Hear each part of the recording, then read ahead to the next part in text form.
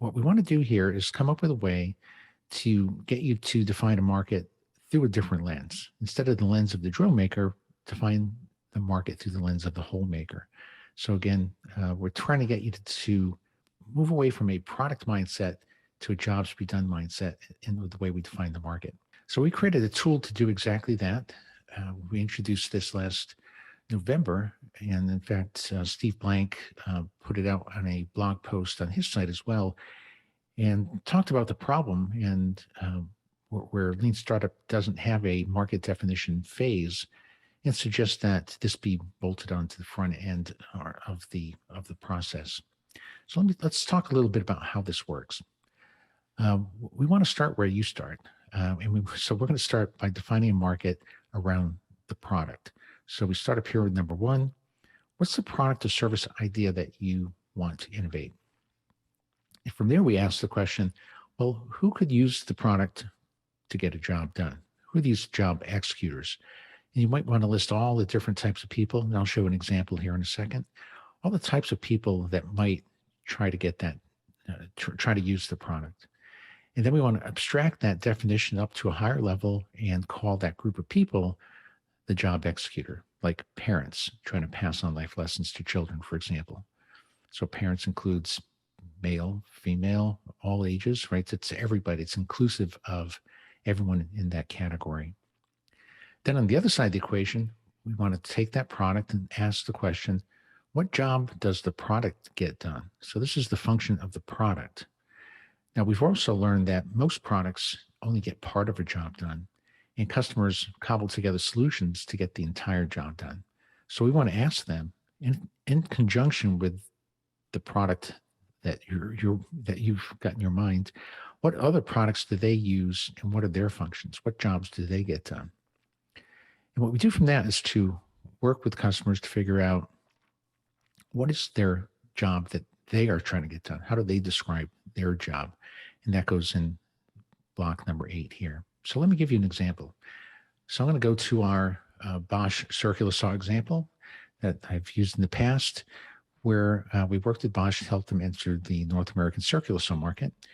And we start with the products.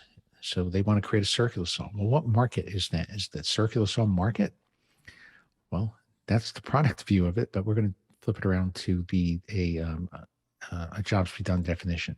So the first question we ask is, who's going to use the product? So we've got a whole group of people. We have roofers, we have framers, finished carpenters, electricians, plumbers, general contractors. All these people are using circular saws for some reason. So then we ask the question, is there a way we can elevate what we call this group of people? Just like parents trying to pass on life lessons to children. You don't want to say male, female, this age group, that age group. Is there a higher level category, right? And here we looked at trade workers, tradesmen, tradespeople, all different variations of that, and concluded that tradespeople is a good term to use as all inclusive of everybody who's potentially using the product. Then we go to the other side of the equation and we ask the question, well, what job does the product get done? Well, a number of things. It cuts plywood, it cuts 2x4s, it cuts lumber. That's what people are using it for. And then we ask the question, what other products do you use in conjunction with the circular saw? Well, we use a pencil to mark the cut path. We use a T-square to make sure the cut is straight. We use a measuring tape to help plan out the cut. We use sandpaper to remove the burrs from the edges.